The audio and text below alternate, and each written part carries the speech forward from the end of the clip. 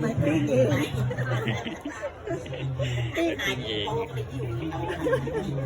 ปิ้งเองน่าจะไม่ได้กินไม่ได้ไม่ค่อยได้เห็นปิ้งเลยเห็นแต่ใส่ถุงมะขามแล้วตามสี่แยกไฟแดงเนี่ยเขาเรียกให้มาปิ้งโชว์ให้ผู้ว่าดูนะไหนยังไม่ได้มามันจะดูเวลาปิ้งแต่ใส่ถุงไปหาไปมันไม่มีความหมายเนี่ยไปจะเก็บไว้เพราะเนี่ยรอรถไฟมาที่ผู้ว่าเห็นกันปิดแล้วกลับบ้านเนี่ยตัวรถไฟเนี่ย